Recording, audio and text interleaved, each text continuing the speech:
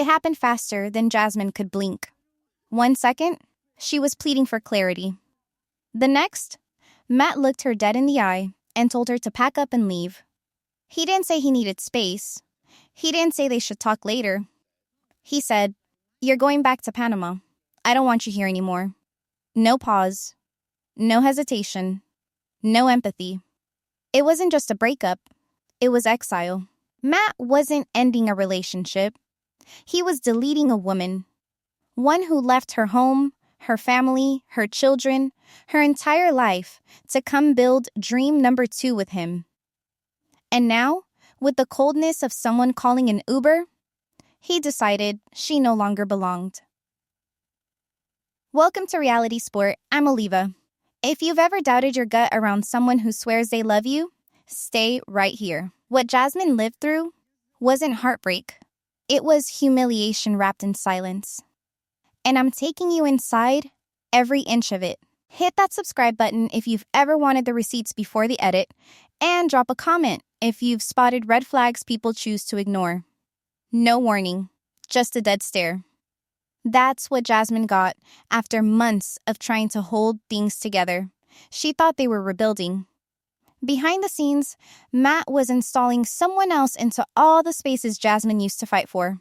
And he didn't want a gradual fade out. He wanted her gone. Bags packed. Out of the apartment. Out of the country. Out of his view entirely. She asked him why. Not to beg him back, but because she couldn't match the man in front of her to the man she thought she shared a life with. There was no dramatic fight before it. No last straw moment. She was holding on for them while he was already moved on, with another woman. A silent relationship. A secret timeline. A second romance playing out while Jasmine was still brushing her teeth in his bathroom. It wasn't a heated moment. It was mechanical. Controlled. That's what made it worse. He told her she had to leave soon and added, "Without blinking, I won't be helping you fix anything." She asked him again, "Do you love me?" He shrugged. That was Jasmine's answer. And just like that, she wasn't even a girlfriend. She was a guest who overstayed her visa. She stood in the apartment they once picked out throw pillows for, looking around like a stranger in her own story. The bed, the photos, the groceries labeled in her handwriting, none of it mattered. Matt had already erased her. From his life. From his plans. From the future she was made to believe belonged to both of them. What came next wasn't just a separation. It wasn't a tearful, mutual decision full of regrets and maybe someday. It became a televised emotional demolition, with Jasmine at ground zero. And Matt? He didn't just disappear. He leveled the foundation, turned the cameras back on, and posed like the heartbroken one. But here's the part nobody saw coming. Jasmine wasn't the only one being lied to. There's always a moment where you look back and realize it was never sudden. It was silent, spread out in tiny fractures you convince yourself aren't dangerous. Jasmine used to call those moments bad vibes. But they were signs. And once you've been left by a man who tells you to leave the country like you're a dill package, you start remembering every sign he buried in plain sight. It started with energy. Subtle, almost polite detachment. The kind that doesn't look cruel until you feel it several days in a row. Matt stopped asking how her day was. Hugs turned into loose one-arm squeezes. He slept closer to the wall. His phone stayed face down every time she walked into the room. It wasn't locked. It was avoided. Always on silent. Always conveniently elsewhere. At first, Jasmine tried laughing it off. 1 month in America. Overwhelmed. Anxious, trying not to be the version of herself producers warned her would scare off viewers. Emotional, controlling, jealous. She took a breath and swallowed it. She reminded herself, don't overreact. Don't be that Jasmine. And that's what Matt counted on. That she wouldn't check. That she would second-guess her own instincts louder than his actions. He started spending more time at the gym. But not the usual sweating, earbuds in, come home exhausted kind. These gym runs came with new cologne. different shoes, wireless earbuds he never connected in front of her. She'd ask how the workout went. He'd mumble, fine, or say his body felt sore and walk away like the conversation never started. It was always something. Long day, tired mind, stress at work, uniform excuses that started sounding like pre-written scripts. And the more Jasmine asked, softly, not dramatically, the more Matt stiffened. The more she tried to back off, tossing in light jokes to keep things breezy, the colder it got. She was trying to make peace with a man who was already making plans. And still, Jasmine looked inward. Maybe her energy was too loud. Maybe she was too paranoid. Maybe America was too much for her heart to adjust to all at once. She started apologizing for asking things she used to have the right to know. She started giving that man more space, believing she was fixing a phase when he was already gone. She didn't know there was another phone. She didn't notice the social media accounts he suddenly stopped letting her follow. She didn't realize the woman who once commented, "Good luck, beautiful couple," on their photos had stopped watching Jasmine's IG stories, but hadn't stopped watching his. The world was shifting under Jasmine, and she thought it was anxiety. She didn't know she was standing on fault lines. But the truth didn't slap Jasmine in the face. It whispered, and then exploded. It was late. The kind of late where emotions feel heavier and words hit harder. Jasmine stood in the middle of the living room, arms shaking, voice low, trying to keep it together. She wasn't yelling. She was pleading. "Tell me what's wrong. Tell me why you've changed." Matt didn't flinch. He looked at her like she was background noise. And then, like a man ordering coffee, he said it. "I've been seeing someone else." Just like that. No buildup. No softening of the blow. No regret. Jasmine stopped breathing for a second. Her knees buckled. She backed into the arm of the couch, as if the words had pushed her. Her hands went to her face. Not to cry, yet, but to ground herself. Like, if she could just hold her skin, maybe her heart would stay in place too. What do you mean?" she whispered. Like she hadn't heard every word. Like asking for it again would change the tone. He repeated it. Slower. Colder. Like she needed help understanding. "I'm with someone else. I've been seeing her." Jasmine's mouth opened, but nothing came out. She stared at him.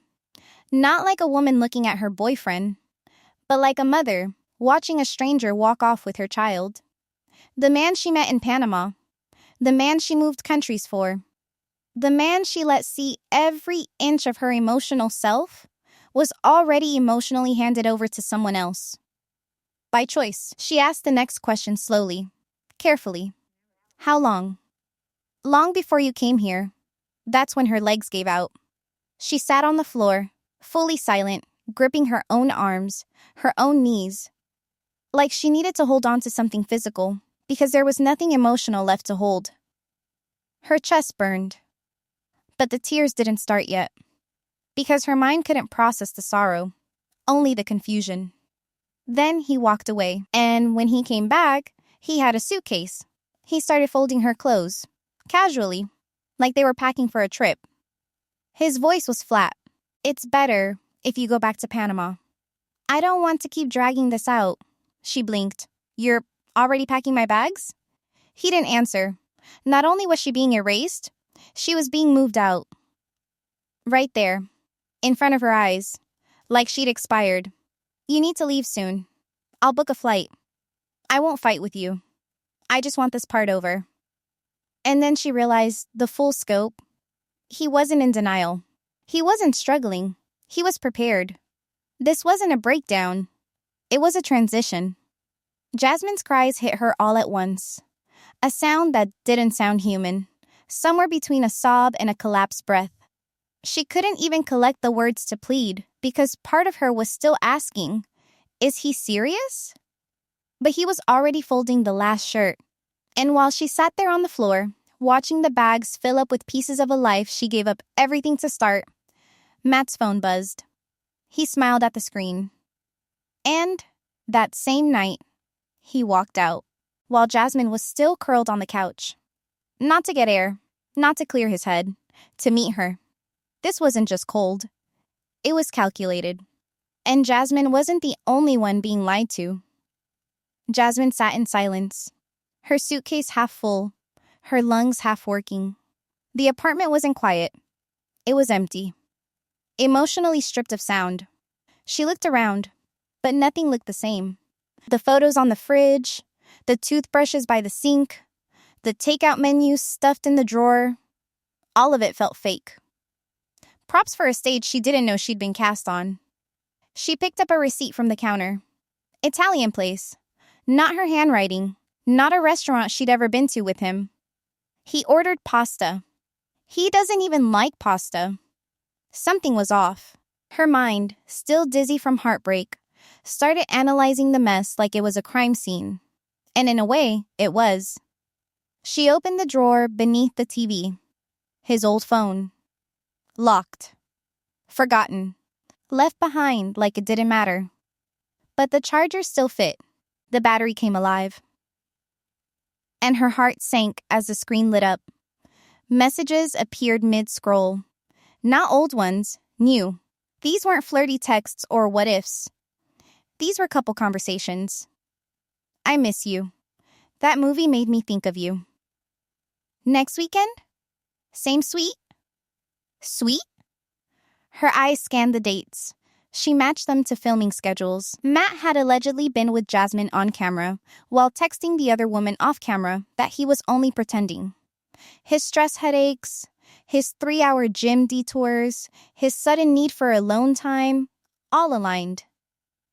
This wasn't carelessness. This was structure. Then came her scent triggers, the cologne on his hoodie that was never his before. The sudden obsession with skincare, face masks he never used, carefully placed beside hers. Jasmine thought it was self-care. It wasn't. It was prep. For someone else. The timeline was overlapping and twisted. New passwords on social apps.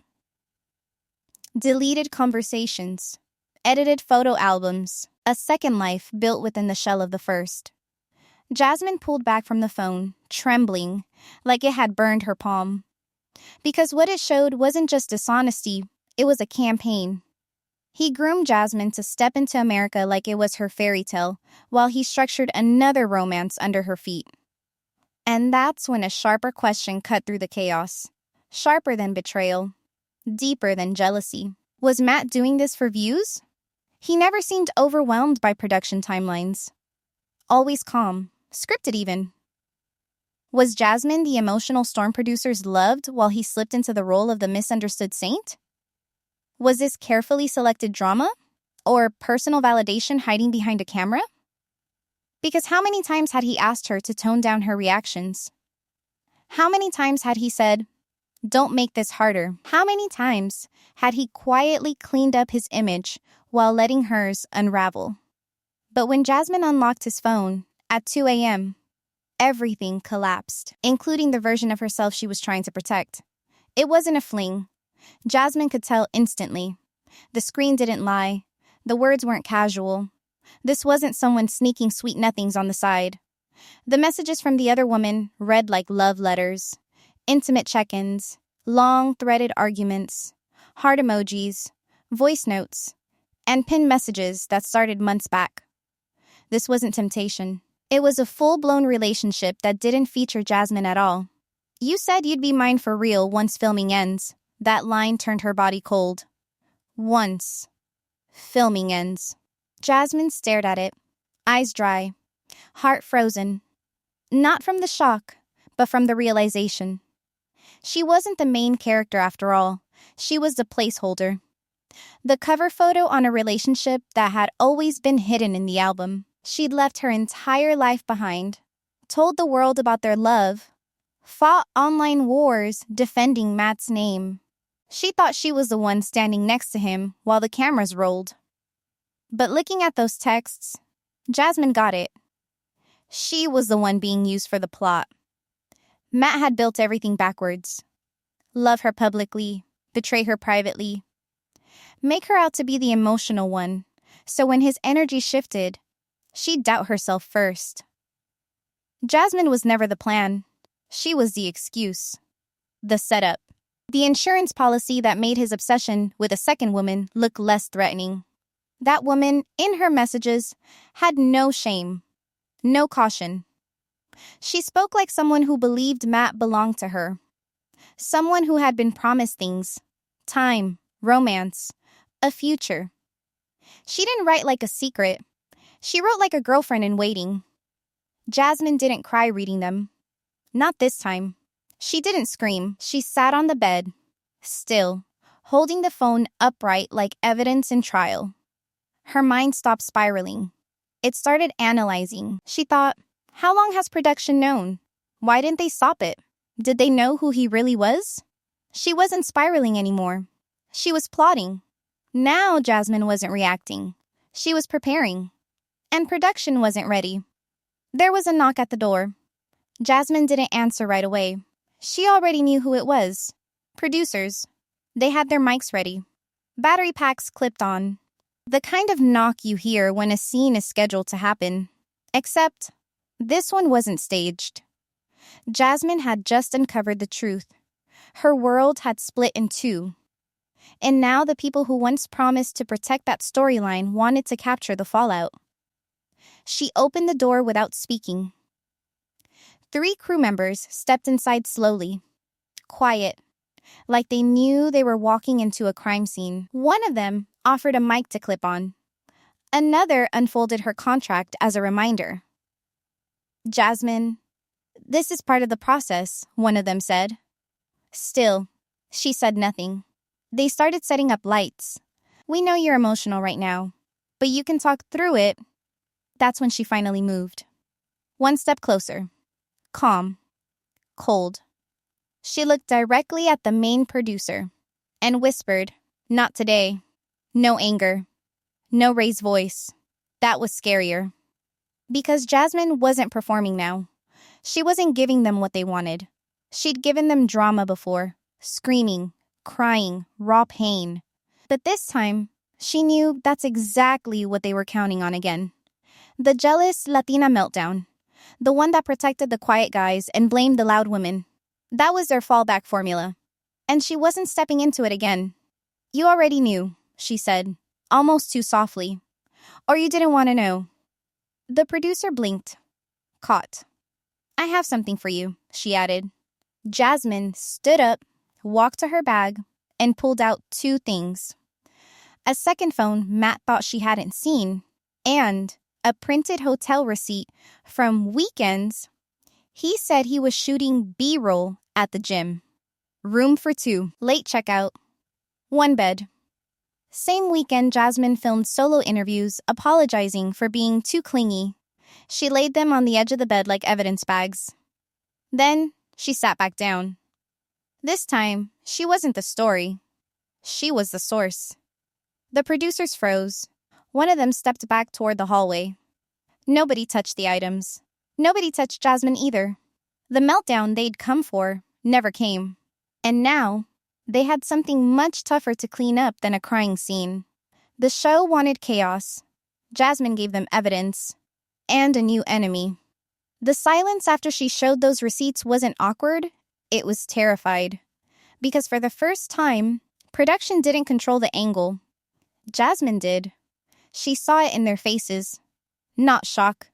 Guilt. They weren't scrambling to verify. They were scrambling to protect the footage. That's when the betrayal of Matt stopped being the biggest betrayal in Jasmine's mind. This was bigger. He may have cheated on her heart, but the show? They cheated on her trust. She started going over everything again, but now through a new filter.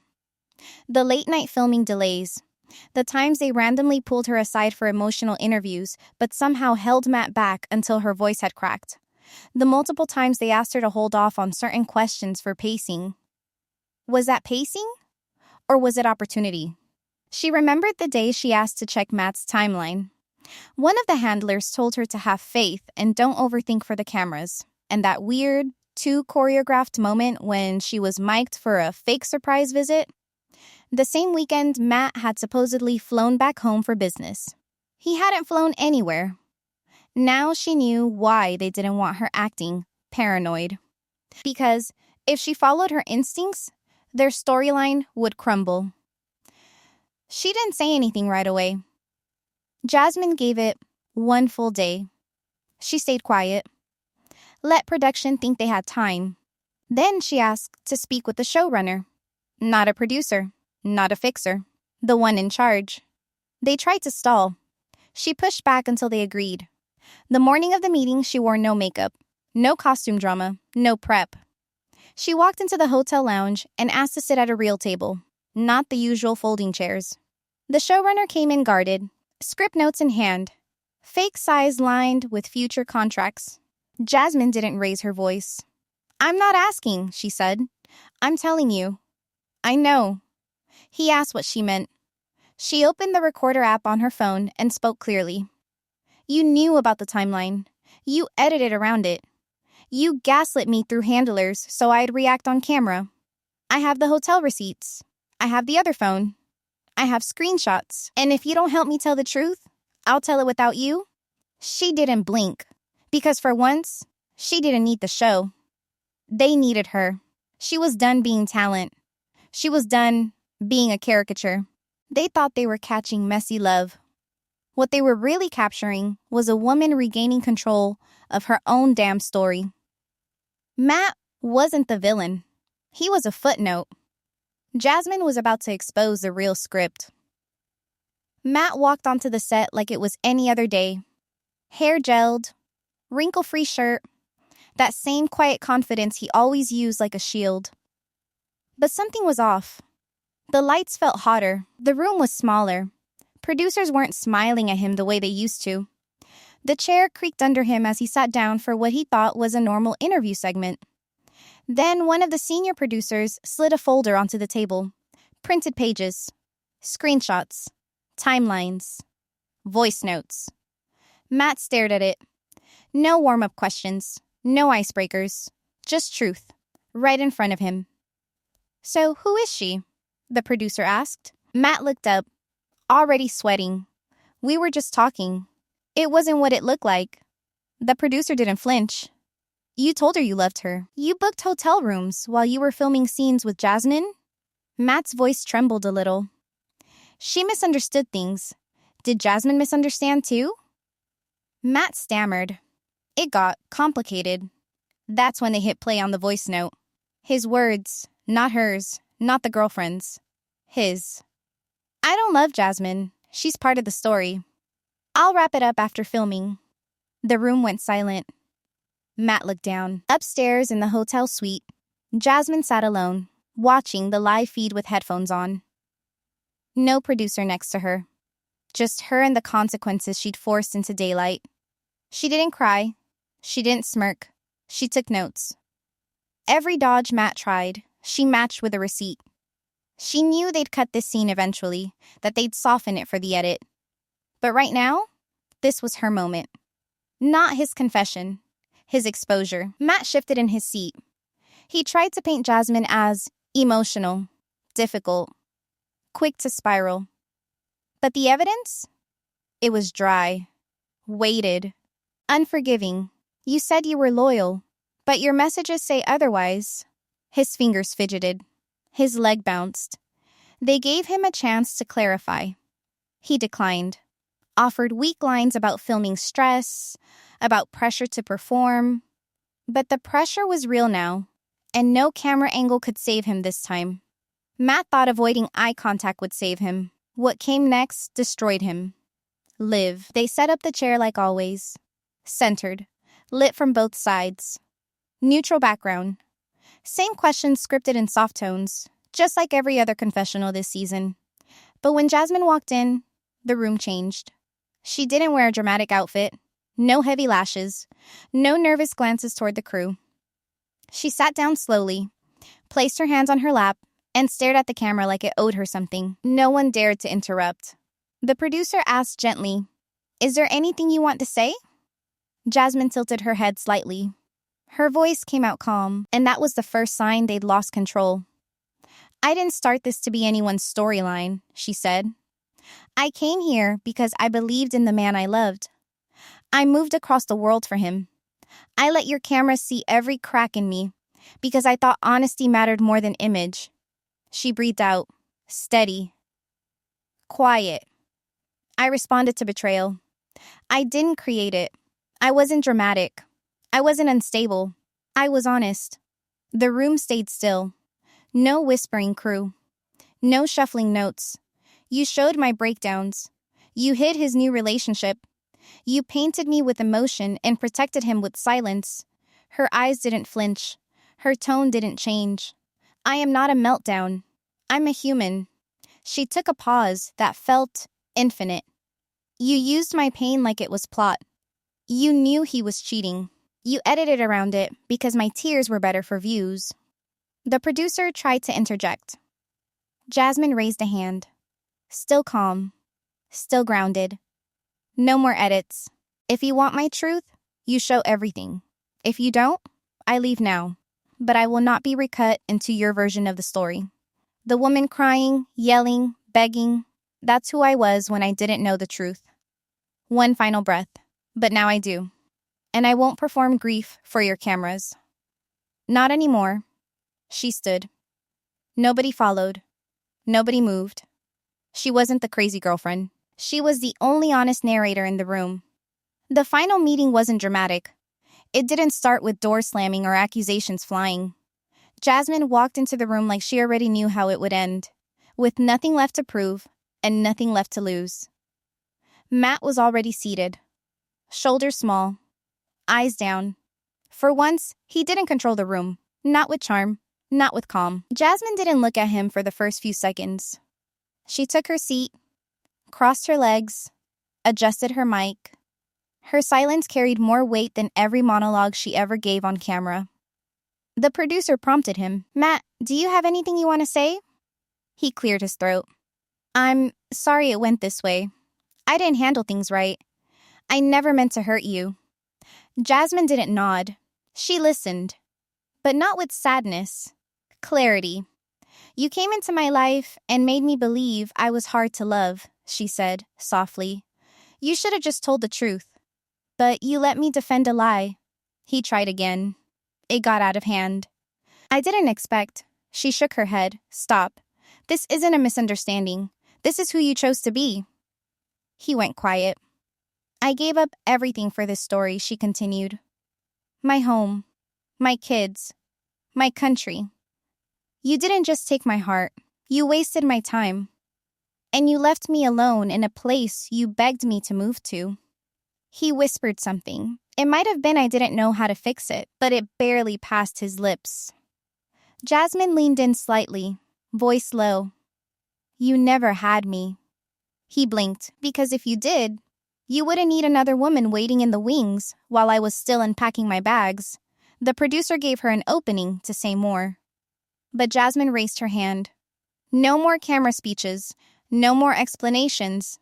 She stood up, and with one final glance at the man who taught her how not to love, now, I pick me. She walked out. There were no flowers waiting, no closure text, no guitar music playing in post-production. That was the real ending. Quiet, strong, and final. But the next chapter? That one started hours later. And just when we thought it was over, the girlfriend messages Jasmine. You'll want to hear exactly what she said.